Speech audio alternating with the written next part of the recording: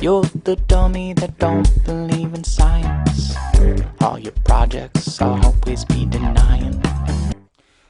Bueno, pues otra vez, aunque esto ya lo había dicho antes, pero no lo habéis visto por dificultades técnicas. Pero soy Carlos Alfonso López y esto es Tu Perro Piensa y Te Quiere en Instagram. En el segundo intento de superar las dificultades técnicas que estamos teniendo. Ahora, confirmadme que me oís, confirmadme que se está emitiendo, ¿sabes? Que me estáis recibiendo. Y entonces, pues sigo adelante.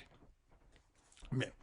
Sobre todo confirmadme el tema de que me oís, ¿vale? Que esto es importante. Bien. Pues en cuanto alguien me diga ahí, ¿sabes? Sí, perfecto. Bueno, pues parece que me dice Nuri Pastor que ahora se me oye, me lo confirma Susana y me lo confirma también Beatriz. Perfecto.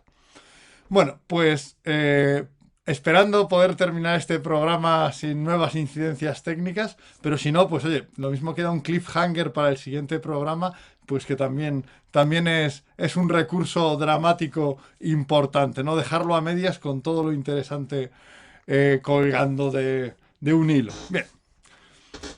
Hoy quería plantear un tema que es conceptual, ¿vale? Y que además nos sirve, o quería que me sirviese para revisar para qué sirven y cómo funcionamos los entrenadores y los técnicos del comportamiento con los conceptos que nos permiten explicarnos, entender nuestro trabajo, comunicarlo y en última instancia hacerlo mejor, ¿vale?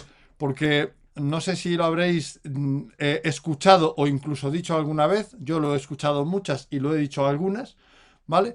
Pero cuando de repente alguien te plantea pues un nuevo concepto o un concepto que no conocías, muy fácilmente nos va, pero esto es lo que se hacía de tal manera que ahora le han puesto otro nombre. No, eso seguro que alguno de vosotros ha escuchado esto, ¿vale? Esto es cierto, evidentemente los conceptos lo que hacen es reflejar cosas que existen cuando son válidos, cuando son conceptos eficaces. Pero cuando conceptualizamos algo, cuando decimos, hey, vamos a llamar a este fenómeno, vamos a llamar a este subconjunto del comportamiento de las técnicas de entrenamiento, le vamos a llamar de tal manera para poder comunicarnos y para poder hablar mejor sobre él, estamos facilitándonos enormemente el diseño de tecnología del comportamiento posterior y el aplicar, ¿sabes?, ese concepto a muchas cosas, ¿vale? Poder aplicarlo a más cosas de las que intuitivamente pudiéramos estar aplicándolo, ¿sabes?, de forma natural. Y justamente el tema de la conducta final y el patrón motor es un buen ejemplo de esto, ¿vale? Hay un momento en el que se plantea la diferenciación, ¿sabes?, entre conductas finales y patrones motores, ¿no? Eso, ¿sabes?, es una cosa muy sencilla. Yo creo que la mayoría de vosotros lo conocéis, pero es fácil, es bueno es bueno volver a comentarlo, ¿no? Una acción final es aquella en la que lo que importa es el punto de llegada de lo que hace el perro, ¿vale? Ponía el ejemplo en la promoción de este programa, en la información sobre lo que íbamos a hablar, ponía el ejemplo de que, bueno, si el perro al final se ha tumbado, ¿vale? Aunque se haya tumbado primero sentando las patas de atrás y luego bajando las de adelante, aunque lo haya hecho bajando primero las de adelante y luego las de atrás, aunque lo haya hecho pues apoyándose contra una pared y dejándose caer, si al final el perro está tumbado, esa conducta final, ese resultado es válido, ¿no? O sea, es decir, eso sería un tumbado en base a una conducta final. O sea, que desde que yo le digo tumbado no me importa lo que el perro hace, siempre y cuando al final esté tumbado, ¿vale? Sin embargo, el patrón motor, que es un concepto que por así decirlo se le opone, es que lo que estamos buscando, lo que queremos valorar, lo que queremos conseguir con el perro, no es tanto el resultado final de la conducta como el hecho de cómo llega hasta ella, es decir, qué movimiento, qué combinación musculoesquelética realiza para llegar a la conducta, en este caso de tumbado, ¿vale? Por ejemplo, pues yo puedo decir, a mí no me vale, ¿sabes?, un tumbado si no lo hace el perro, por ejemplo, tumbándose hacia detrás ¿sabes? En plano, por poner un patrón motor concreto. Entonces, ahí lo que le enseñamos cuando decimos un tumbado, decimos al perro tumba como conducta final, lo que le decimos al perro es que no me importa cómo llegues, pero que yo te voy a decir bien, te voy a gratificar, te voy a felicitar cuando estés tumbado. ¿Vale? El cómo llegues hasta ese tumbado no me importa. Bien. Sin embargo, cuando hablamos de un patrón motor, lo que yo te voy a gratificar, lo que yo te voy, ¿sabes?, a confirmar, no es que al final estés tumbado, sino que hayas hecho un movimiento concreto para tumbarte. ¿Vale? Es decir, que tú hayas hecho el movimiento, pues ya digo, por ejemplo, pues de pie sobre las cuatro patas, que el perro lo haga hacia atrás, ¿sabes? Manteniendo fijas las patas de adelante. ¿Vale? Y lo haga en plano. Bueno, pues esto es un patrón motor. Aquí lo que estamos comprándole al perro, lo que estamos enseñándole, lo que queremos que haga, no es tanto estar tumbado como moverse, hacer esa combinación musculoesquelética, ¿sabes? Para llegar al tumbado. En un caso, podríamos decir, en la conducta final estamos comprando el qué hace el perro y en el patrón motor estamos comprando el cómo lo hace. ¿Vale? Bueno, cuando estos conceptos se incorporan de forma normalizada al adiestramiento, de repente, bueno, pues nos permite estudiar y plantear que muchas cosas de las que hacemos puede ser más interesante hacerlo como patrón motor o hacerlo como conducta final, ¿no? Entonces, se supone, bueno, pues el patrón motor, además el patrón motor, pues tiene una serie de ventajas y una serie de inconvenientes respecto a las conductas finales. En primer lugar, los patrones motores requieren de muchas más repeticiones para aprenderse inicialmente que las conductas finales, ¿vale? Es decir, los perros que tienen una capacidad de proyectar, ¿sabes? Como de proyectar lo que esperamos de ellos muy alta, es muy fácil que enseguida proyecte, lo que quieres es que esté tumbado. Vale, pues esto me lo aprendo rápido y cada vez lo puedo hacer de una forma distinta, pero ya sé que esto es lo que quieres, es mucho más rápido. ¿Vale? Sin embargo, ¿sabes? Con el patrón motor tenemos que tener, ¿sabes?, una forma de enseñanza que haga que el perro pues realice siempre ese movimiento para que aprenda a realizar el movimiento, lo que requiere más repeticiones, ¿vale? Entonces, pues en muchos casos se dice, oye, pues cuando tengo que hacer un adiestramiento que sea pues comercial, más rápido, me puede interesar utilizar una conducta final que se enseña más rápidamente que un patrón motor que requiere más tiempo.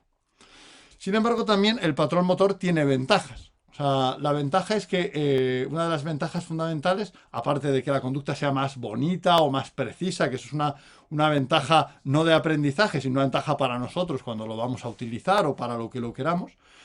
Bueno, pues la ventaja es que el hecho de realizar un patrón motor satisfactoriamente da un feedback de que lo está haciendo bien al perro mientras que lo está haciendo. ¿Vale? Es decir, que se gratifica el perro cuando lo hace bien por el mero hecho de hacerlo bien. Y eso pensad si habéis aprendido, por ejemplo, el ejemplo que yo siempre pongo y muchos de vosotros lo conoceréis, el aprender a hacer el tiro en suspensión en baloncesto. Cuando tú has hecho un tiro en suspensión, primero tardas en hacer todo el movimiento, toda la combinación de tu cuerpo para, ¡pac!, ¿sabes?, hacer el movimiento correcto. Y lo importante es notar el movimiento correcto. Y cuando tú tiras en suspensión, aparte de que la pelota entre o no entre, antes de que entre, sabes si has tirado bien o si has tirado mal. ¿Vale? Si has tirado mal y entras, dices, bueno, ha sido una chiripa, ha sido suerte, ¿no? Si de repente has tirado cayéndote, sabes que no has tirado bien. Sin embargo, cuando tú has tirado bien, no necesitas esperar hasta el resultado de que la pelota entre por el aro para saber que lo has hecho bien y para sentir que tu tiro en suspensión ha sido correcto. Bueno, pues esto mismo pasa con los patrones motores, ¿no? Cuando trabajamos con ellos en perro. Que el perro, al realizarlo, ya sabe que lo está haciendo bien, o sea, se autoevalúa y se autogratifica. Lo que hace que requiera después menos mantenimiento para seguir siendo funcional. Bien. Esto, ¿sabes? Esto junto al hecho de que cuando le pides al perro que realice una conducta mediante un patrón motor, es muy seguro que sepas cómo el perro lo va a hacer, ¿vale?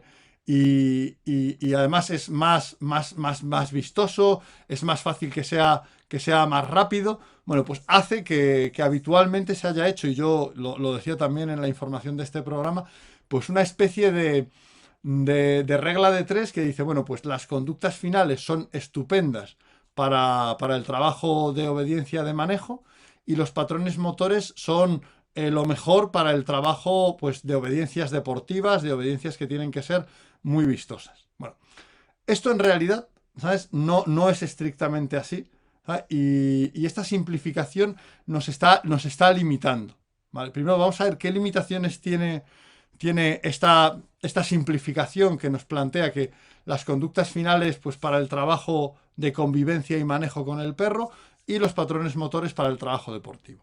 ¿Vale? Y después vamos a introducir el concepto de enrutamiento de conductas, ¿sabes? Para, pues, algunas conductas que se nos quedarían, por así decirlo, que no tenemos, con estos dos conceptos, no tenemos completamente, ¿sabes?, las posibilidades de diseñar la forma perfecta de realizar esa conducta como queremos. En primer lugar, esa aparente facilidad, esa rapidez para aprender que implica el tema de la conducta final, ¿vale? Que dices, bueno, lo hace muy adecuado para que lo hagan los perros de trabajo comercial. También tiene una cuestión, y es que a veces a los perros la falta de claridad, el exceso de posibilidades de cómo llegar a esa conducta, lo que le hacen es abrirles un rango de fallo, ¿vale? Y generar una importante lentitud, ¿sabes?, que llega a ser ineficacia en el trabajo. Es decir, es cierto que a mí, cuando le voy a pedir a un perro que se tumbe para un trabajo comercial, para que permanezca a mi lado mientras que estoy hablando con una persona, por ejemplo, o que se siente, pues no me importa tanto cómo llegue hasta esa conducta como el hecho de que la ejecute eficazmente, pero es cierto que cuando de repente permito muchísimas rutas conductuales hasta el tumbado, es decir, cuando el perro cada vez lo hace de una manera distinta, el perro, ¿sabes?, lo que hace es que estropea mucho la ejecución y puede llegar a fallar, ¿vale? Siempre es más fácil, ¿sabes? Siempre es más fácil para el perro saber cómo hacer lo que tiene que hacer cuando las circunstancias se ponen complicadas, ¿vale? O sea, cuando las circunstancias se ponen complicadas, saber el cómo, además del qué, ¿sabes?, puede ser una ayuda importante para que el perro tenga recursos cognitivos para hacer la conducta. Entonces, ¿dónde puede fallarte una conducta final a la que el perro llega desde muchísimas rutas típicamente? Pues típicamente donde te puede fallar es en circunstancias emocionalmente más tensas, emocionalmente más difíciles. Porque el perro, en ese momento, pues si su emocionalidad está en todo lo que hay alrededor, ¿sabes?, pues tiene un punto de fallo, ¿sabes?, de cómo llego hasta aquí, ¿no? ¿Cómo me tumbo, ¿no? ¿Qué estrategia, qué ruta conductual tomo para llegar al tumbado? Si la ruta también está aprendida, es una cosa que le va a facilitar al perro el poder realizar la conducta correctamente. Por tanto, si un perro de trabajo comercial, de trabajo, ¿sabes?, de trabajo de obediencia, de manejo y convivencia, va a tener que realizar las conductas que le enseñamos en entornos emocionalmente complejos, a lo mejor nos va a convenir las conductas que usemos muchos en esos entornos, enseñarlas como un patrón motor, ¿vale? No solamente como una conducta final, porque habéis visto estos perros, seguro que lo habéis visto en vuestra experiencia, que le dices, pues la señal, tumba, y el perro se queda como dudando, como que se queda el perro como en pausa, como parece que se ha quedado el vídeo al principio, que el perro se queda como en pausa y que se lo tienes que repetir porque de repente un par de veces, porque de repente parece como que ha tenido una desconexión de la información externa. ¿Vale? Eso seguro que lo habréis visto cuando está viendo a lo mejor a otro perro, le dices tumba, y está mirando a otro perro que es su amigo o que es su enemigo, le dices tumba y el perro se queda como un poco desnortado y le dices tumba, tumba, un par de veces y entonces ya sí se tumba. ¿Vale? Bueno, pues esto es una circunstancia típica en la que desde que le das la señal, ¿sabes?, hasta que lo hace, pues necesita ayuda en el cómo. Si supiera cuál es el patrón motor, probablemente te sería mucho más funcional y requeriría menos ayudas, ¿vale? Entonces, hay veces que nos interesan los patrones motores también en trabajo comercial, ¿vale? E igualmente, también a veces nos puede interesar que el tener, ¿sabes?, conductas finales, ¿vale?, en el trabajo deportivo. ¿Qué problemas, dónde típicamente puede interesarnos, o podemos tener que elegir qué nos conviene más según cómo sea cada perro, si un patrón motor, ¿sabes?, o una conducta final? Hay puntos que son claros. Por ejemplo, pues quienes practican reglamentos con posiciones, ya sean sobre la marcha, como hacemos en IGP, ya sean estáticas, como hacen en los diferentes reglamentos de Mondial-RIM, de RIM, ¿sabes? Y de obediencia. Bien, ahí evidentemente el patrón motor siempre va a ser ventajoso, ¿vale? Siempre va a ser ventajoso. ¿Vale? Porque te da más claridad, te permite una conducta más nítida y te permite muchísima más precisión y fiabilidad. Sin embargo, hay dos puntos donde la cosa no está tan clara. Y para mí hay dos puntos claros en los que la cosa es más complicada, que es en las llegadas del perro al guía, ¿sabes? Ya sea una llegada con un apport, ya sea una llegada de una llamada, ¿sabes? Cuando el perro llega al guía y cuando el perro tiene que colocarse, que buscar una posición base, ¿vale? O sea, entonces, o sea, cuando el perro llega al guía, que normalmente llega corriendo, ¿sabes? Llega tal, o sea, bueno, pues ahí creo que en las llegadas, según como sea el perro, te interesa más o un patrón motor o una conducta final, ¿vale? Normalmente yo creo y recomiendo que en perros muy dinámicos, en perros pues muy vehementes, pues muy explosivos, que te dan más caudal de conducta del que quieres, creo que las llegadas, sobre todo si las llegadas son enfrente, es mejor, ¿sabes? Que tengan un patrón motor. Por ejemplo, puedes hacer un pequeño salto al llegar delante. ¿Por qué? Porque si la llegada es una conducta final, ¿vale? Si la llegada es una conducta final, es muy fácil que esos perros terminen tocando, terminen empujando, terminen incluso chocando. Porque la conducta final normalmente, ¿sabes? Dice Jordi Brook que en IGP en competiciones fallan bastante en el tumbado sobre la marcha y se quedan tumbados on stay. Sí, ahí también tiene que ver, bueno, pues con la recepción de la información, ¿vale? Y con que normalmente el tumbado y el stay, bueno, pues son conductas, por así decirlo, un poco más complicadas que el sentado y es cierto que pues algunos perros se quedan, sobre todo en el tumbado sobre la marcha, pues se sientan, algunos también se quedan de pie, o sea, esto es cierto, ¿sabes? Pero aquí, ¿sabes? Es independiente que trabajes con patrones motores o porque aquí normalmente siempre vas a trabajar, ¿sabes? Con patrones motores.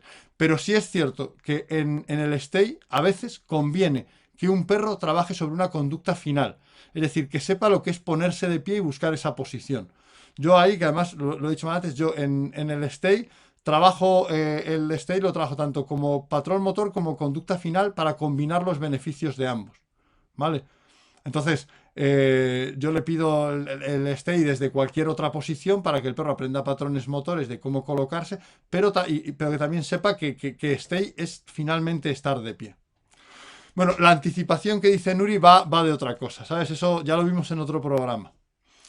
Bien, entonces, volviendo al tema, en las llegadas, si lo que tenemos es una conducta final, que el perro quiere llegar y sentarse en la posición de delante nuestro, y el perro es muy vehemente, como normalmente en competición se va a excitar, le va a costar más medir sus fuerzas. Mientras que si hace un pequeño recolocación, ¿sabes? Al llegar, ¿vale? Eso le va a hacer dosificarse y tocar menos. Es como un airbag para que esos perros que sistemáticamente tocan o empujan cuando compiten dejen de hacerlo. Sin embargo, si el perro es lento, ¿vale? Si el perro es un perro pues más tranquilote, es mucho mejor que entrenemos las llegadas, ¿sabes? Como una conducta final, ¿vale? Porque si no, el perro pues puede realizarnos el patrón motor en un momento que no nos conviene, ¿vale? En un momento que no nos conviene. Y después tenemos las colocaciones, típicamente la colocación de estar enfrente a colocarse en posición base, rodearnos o saltar hacia un lado y colocarse a nuestro lado en la posición base de IGP. Las colocaciones sí que creo que siempre son mejores como conductas finales, ¿vale? ¿Por qué? Porque cuando el perro lo que hace es dar un salto, ¿vale? Hacia la colocación, ¿sabes? Cuando lo haces un patrón motor de, yo hago un salto lateral y me coloco, el perro normalmente corre mucho riesgo de que cuando ese salto no lo hace igual que en el entrenamiento, no lo hace con la misma energía y normalmente tanto perros más tranquilos como perros más activos no usan la misma energía en el día de la prueba que en el entrenamiento. Cuando hay ese cambio de intensidad en la conducta, ese salto se altera y el perro queda en posiciones distintas cada vez, ¿vale? Entonces, ahí sí que recomiendo que sea siempre una conducta final, es decir, que el perro busque la posición, porque si no tendremos que muchas veces quedará descolocado con respecto a nosotros. ¿Por qué ese salto? Pues el perro obviamente ha sido más enérgico y al aterrizar no ha caído igual de bien. Y sin embargo, ¿sabes? Sin embargo, pues el perro que es más tranquilo lo hará con menos energía y a lo mejor, como ese salto no completa, pues se queda a medias y no llega hasta nuestro lado. Me comenta Wolfspet que una de ellas en la llegada se sienta, pero medio en salto con las patas delante. Eso es un patrón motor. De hecho, muchos perros, veréis que muchos perros vehementes adoptan ese patrón motor para controlar su exceso de intensidad, de energía y no topar. Entonces llegan, van corriendo ¡tac! Y es porque digo, si no hago esto, me choco. ¿Vale? Sin embargo, hemos dicho que las conductas finales son potencialmente más lentas y además más imprecisas. ¿Vale? Bien. Tenemos un tercer concepto que nos permite, ¿sabes? Mejorar eso, ¿no? Que nos permite lograr la conducta final, ¿sabes? Más rápida posible, ¿vale? Es cierto que la conducta final no es el patrón motor, no tiene esa combinación exacta que me da igual que el balón llegue, porque en la conducta final el perro tiene que buscar dónde se coloca con nosotros, ¿vale? El perro tiene que buscar dónde se coloca, pero podemos hacer que eso sea más rápido aunque sea una conducta final. Y eso se logra enrutando la conducta. Es decir, dejando de tal manera, ¿sabes?, la disposición de lo que estamos haciendo que el perro solo pueda llegar a esa conducta desde una ruta. Es decir, no trabajo el patrón motor, no trabajo la combinación musculoesquelética, pero hago que la ruta que tenga que elegir sea corta, sea rápida y sea clara. Con lo cual el perro puede, pues como nosotros en una curva peraltada, podemos acelerar porque esa ruta nos facilita ir a máxima velocidad. ¿Vale? Me gustaría, sobre todo la gente, que tengo aquí algunos amigos que hacen IGP, un ejemplo de cómo la mayoría de la gente, en cuanto os lo diga lo vais a sacar, cómo la mayoría de la gente hace un enrutamiento de conducta, ¿sabes? Cuando el perro hace los revires. ¿Cómo se os ocurre que se enruta la conducta, ¿sabes? Cuando los perros rodean los revires, para la gente de IGP. Y vamos a ver si veis claramente el concepto, porque es muy sencillo. ¿Vale? Vamos a ver si vemos claramente el concepto.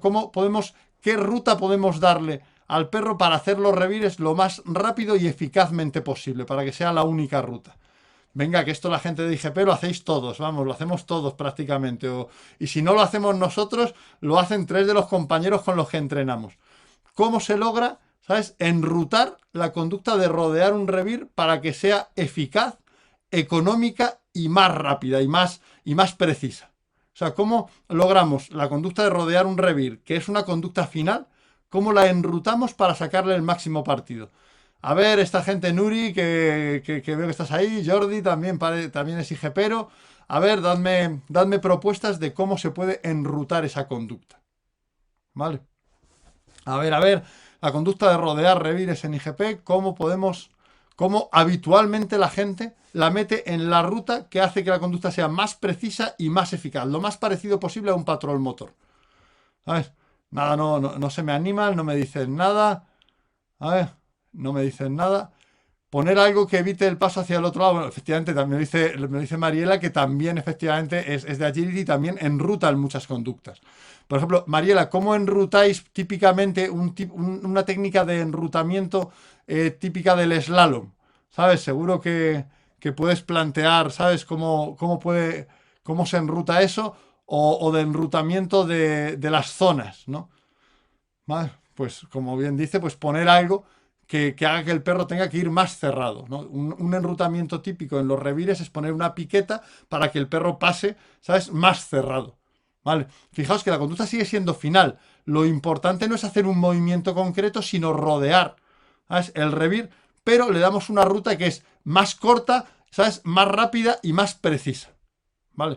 Bueno, pues eso tan sencillo es lo que es enrutar conductas, ¿no? O sea, creamos las circunstancias para que la conducta siga siendo una conducta final, ¿Vale? Por ejemplo, también, pues muchos en IGP, y creo que también lo hace alguna gente, mucha gente en Agility, pues se ponen unos aros en la empalizada para que el perro no trepe saltando hacia arriba directamente, sino que tenga que subir desde más abajo.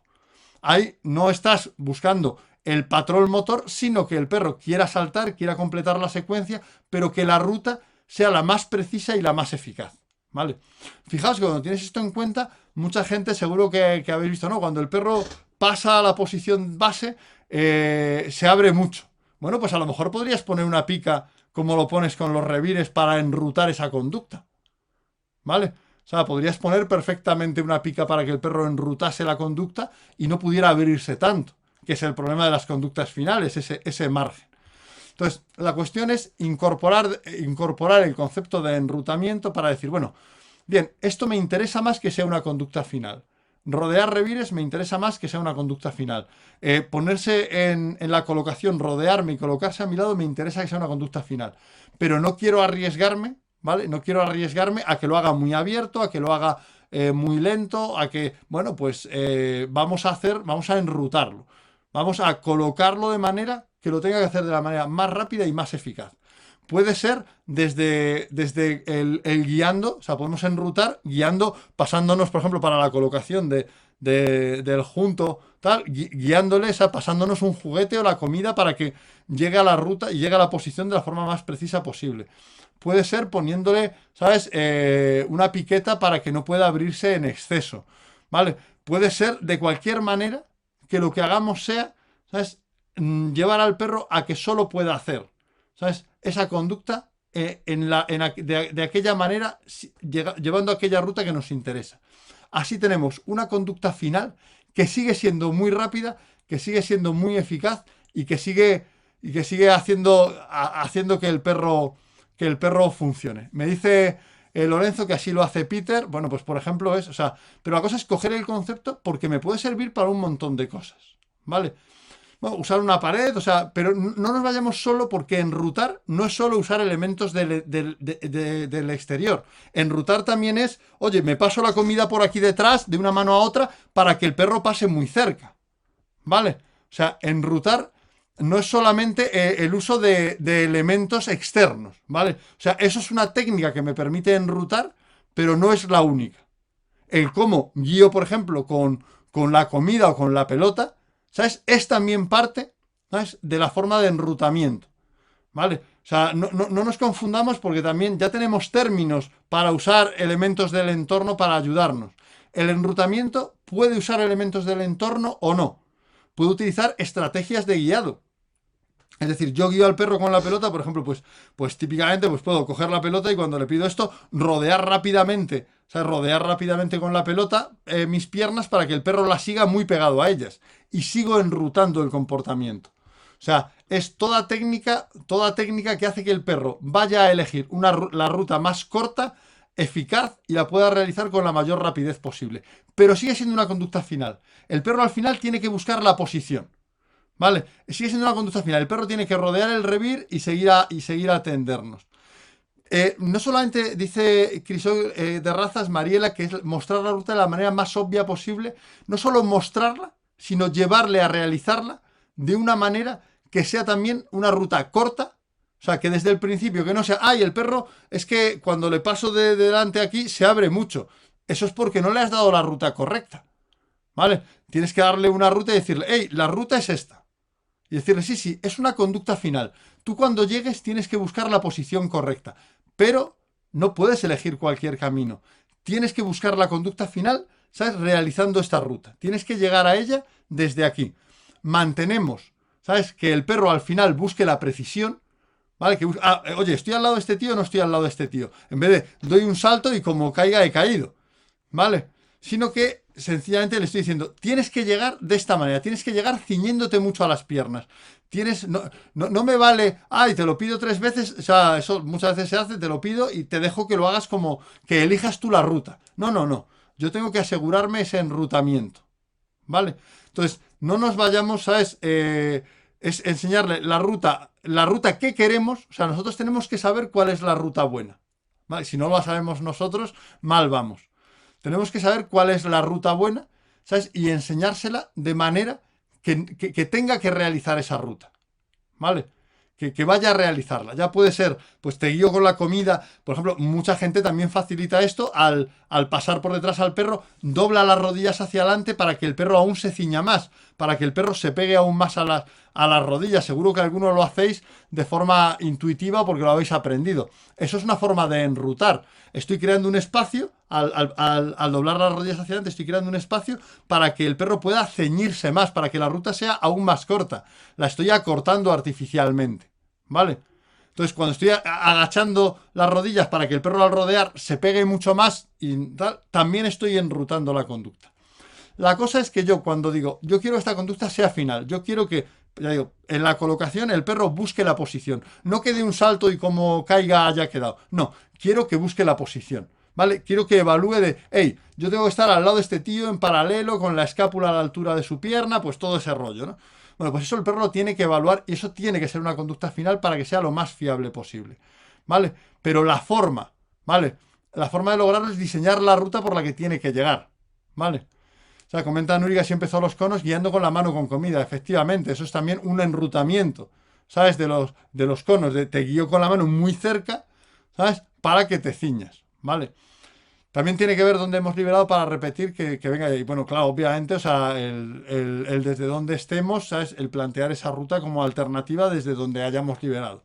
Entonces, si nos planteamos de repente, oye, esta conducta yo quiero que el perro evalúe si la está haciendo bien o no, que es la ventaja de la conducta final, ¿vale? Que el perro no dice, yo ya he lanzado en suspensión y he lanzado bien. Y yo ya sé que lo he hecho bien, aunque no entre. De hecho, si alguna vez juega al baloncesto, seguro os ha pasado de, joder, he lanzado perfecto y ¡ih, mierda, no he entrado! ¿Vale?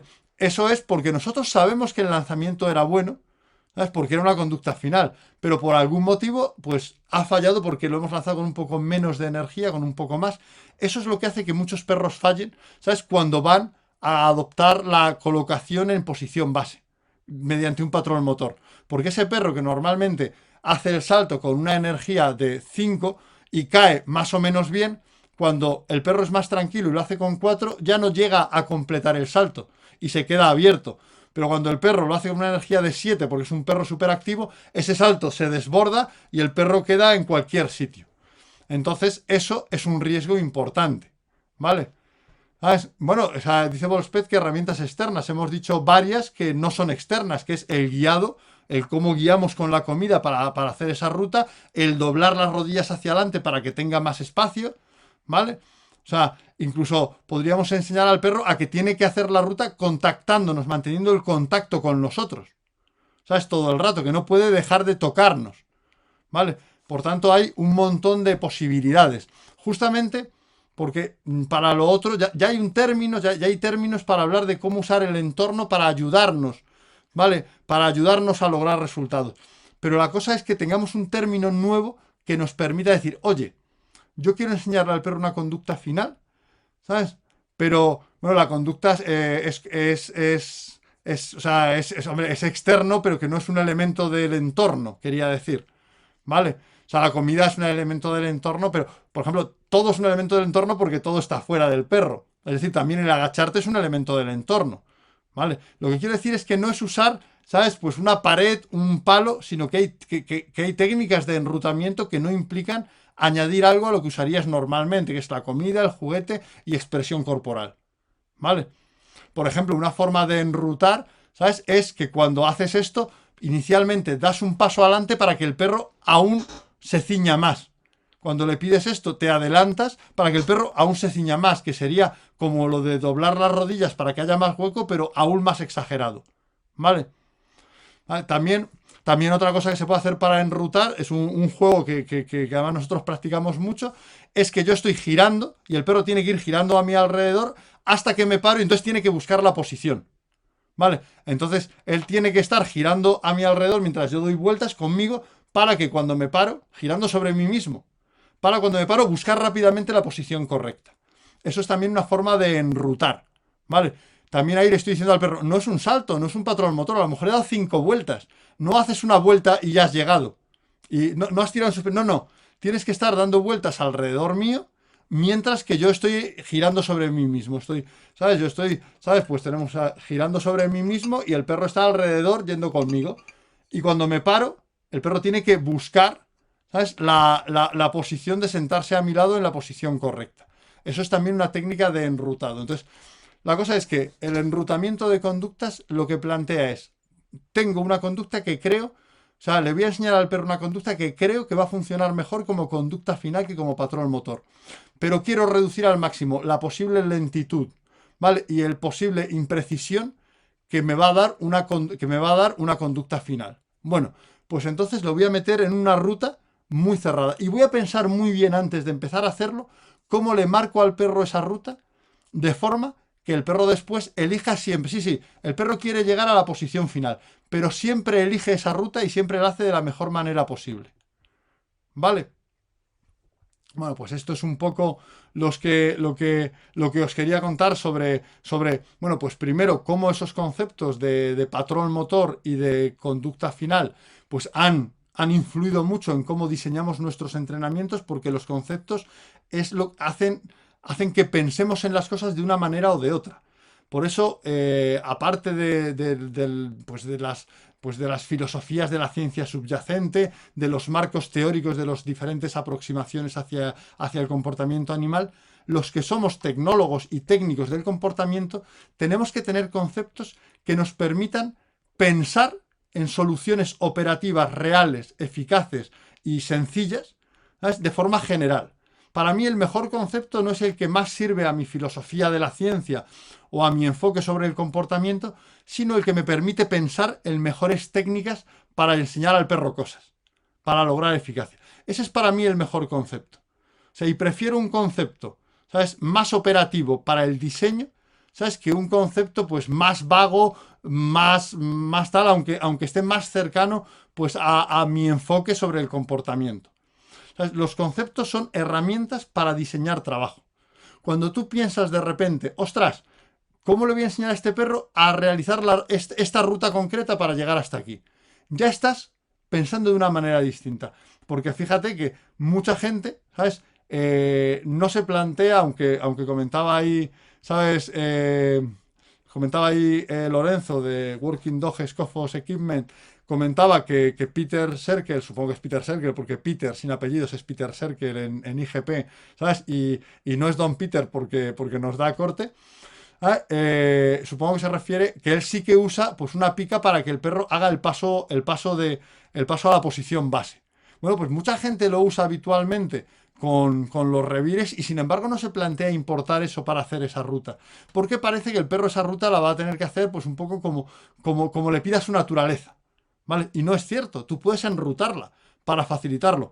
Cuanta más posibilidades hay de que su naturaleza nos dé una conducta que no sería la más rápida, la más precisa, mejor, más interesante sería enrutar esa conducta, diseñar cómo vas a llegar hasta aquí, ¿vale? ¿Cómo voy a hacer que llegues hasta aquí para lograr sacarle el máximo partido posible a lo que le estamos enseñando al perro? Entonces, os recomiendo incorporar el término de rutas conductuales y de enrutar conductas. Rutas conductuales lo han oído seguro muchos de nuestros alumnos y de los que conocen el trabajo cognitivo. Y el enrutamiento sencillamente es, ¿sabes?, colocar la conducta en una ruta concreta que es la que sabemos que va a ser más rápida, más eficaz, más veloz y le va a llevar al perro, ¿sabes?, le va a llevar muy, muy eficazmente al punto donde tiene que buscar la conducta final. Sí, sí, tú vas a hacer una conducta final, vas a buscar estar a mi lado en la posición correcta, pero vas a llegar hasta ella desde la mejor de las rutas posibles. Esto es como nadie se plantea cuando sale de viaje no mirar cuáles son las rutas posibles y elegir una. Bueno, pues a veces cuando trabajamos conductas finales lo hacemos con el perro. Salimos de viaje, salimos en busca de la conducta final, pero no miramos ningún mapa. No pensamos en cómo podemos llegar mejor, ¿sabes?, de acuerdo a nuestras intenciones a esa conducta final. Y trabajar con conductas finales no debe ser trabajar con falta de planificación o trabajar a la buena de Dios. También ahí debemos estudiar las diferentes rutas que el perro puede adoptar y cuando nos interese elegir la más adecuada para lograrlo. ¿Vale? pues por ejemplo, pues nos dice que le gusta más enrutar con la mano y comida. Ahí también se puede combinar mucho con el doblar las rodillas hacia adelante para que el perro ciña más. ¿Enrutar consigue la memoria muscular en el perro? Mucha menos, Nuri. O sea, la memoria muscular es menor. ¿Vale? O sea, esa es una buena pregunta. Cuando tú enrutas tienes menos memoria muscular que con un patrón motor. ¿Vale? Tienes más que si dejas al perro, ¿sabes? Libremente elegir diferentes opciones y hacerlos cada vez un poco a su manera, ¿vale? Tienes algo más de memoria muscular porque le es más fácil, pero no generas el mismo efecto, ¿vale? O sea, en este caso podríamos decir que obtienes el máximo posible, ¿vale? De velocidad sin esa precisión, ¿sabes? Y sin esa memoria muscular máxima que te da el patrón motor.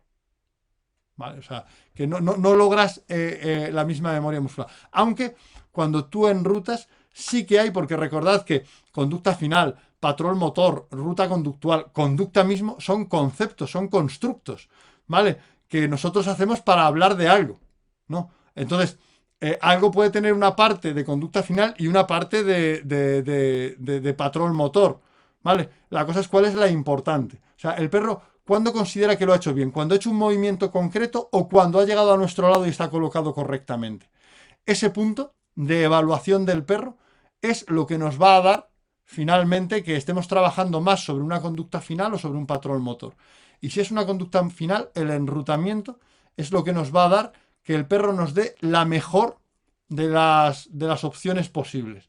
El máximo de precisión con el máximo de velocidad y eficacia.